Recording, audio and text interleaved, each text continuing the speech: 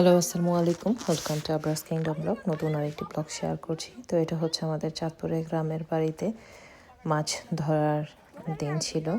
সেই দিন হচ্ছে যে খালের মধ্যে যে পানি থাকে সেই পানি হচ্ছে মেশিন দিয়ে তুলে তারপর যে মাটি থেকে মাছ খুঁজে খুঁজে বের করছে।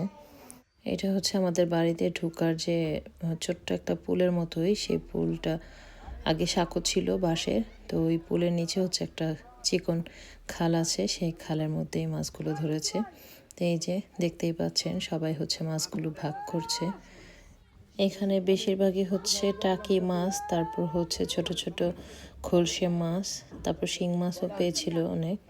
তো আমাদেরকে হচ্ছে এই যে শিং মাছও দিচ্ছে। অনেকগুলো শিং মাছ ধরেছিল, শিং মাছগুলো তো একদম লাফাচ্ছে। আমরা যারা শহরে বা বিদেশের মাটিতে থাকি এরকম ফ্রেশ মাছ আসলেই অনেক মিস করি। তো এই যে দেখেন কি সুন্দর টাকি মাছগুলো পানির মধ্যে একদম লাফাচ্ছে। এই মাছগুলোর টেস্ট অনেক ভালো, এগুলো একদম ফ্রেশ ছিল। তো ফ্রেশ মাছের টেস্ট তো অন্যরকম। বড় বড় কয়েকটা শোল মাছও ছিল। তো আমার আম্মু কী করেছে, অনেকে হচ্ছে শিং মাছ বিক্রি করতেছিল, যাদের ভাগে পড়েছে তারা টাকা নেওয়ার জন্য।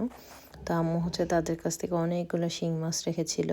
আর খলসে মাছগুলো হচ্ছে আমার জেঠাকে দিয়ে দিয়েছে, কারণ খলসে মাছ আম্মু কাটতে গিয়ে দেখে যে মাছের ভিতর পোকা। আর এখন হচ্ছে আম্মু শিং মাছগুলো আলাদা করে একটা হাঁড়িতে রেখে দিয়েছে, সেগুলো পানি দিয়ে হচ্ছে রেখে দেবে।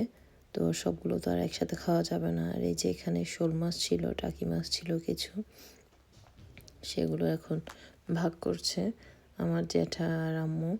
তো এই যে দেখতেই পাচ্ছেন, এই যে আমার জেঠি, তারপর হচ্ছে তারা মাছ ভাগ করছে। তো এই যে আমাদের ভাগে যে শিং মাছগুলো পড়েছিল সেগুলো এখন আম্মু বড় একটা হাঁড়ির মধ্যে পানি দিয়ে এগুলোকে রেখে দিয়েছে। আমরা অনেক দিন পরে দেশে গিয়েছি, তাই শিং মাছ বেশি করে রেখেছে নাতি নাতনিকে খাওয়ানোর জন্য।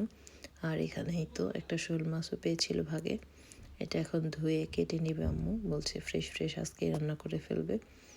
আর এই যে আমরা হচ্ছে একটু বাজারের উদ্দেশ্যে বের হলাম। তো আবরারকে হচ্ছে বাসায় রেখে গেলাম তার বড় বোনের কাছে, মানে তার ফুফাতো বোনের কাছে। আর এখানে আম্মু আর আমি, আমার বোন আমায়রাকে নিয়ে গেলাম। তো আমায়রা হচ্ছে গাড়ির মধ্যে এই যে ঘুমিয়ে পড়েছে।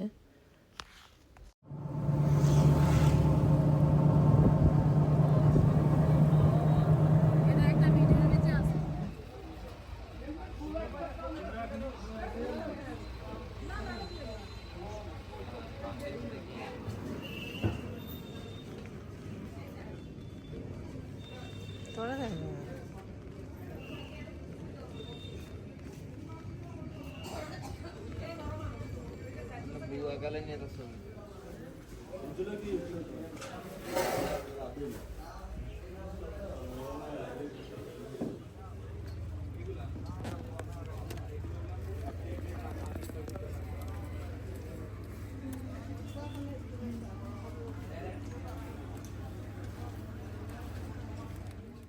আমার ছেলেকে যেহেতু মুসলমানি করেছিলাম, তো আমার খালাতো বোন হচ্ছে আমার ছেলেকে দেখতে এসেছিল।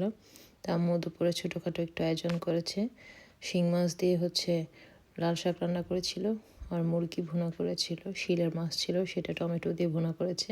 তো এখন আমরা সবাই একসাথে পাটি বিছিয়ে বসে খাচ্ছি। এভাবে নিচে বসে খাওয়ার মজাই অন্যরকম। তো আজকের ব্লগটি এখানেই শেষ করে দিলাম। আল্লাহ হাফেজ।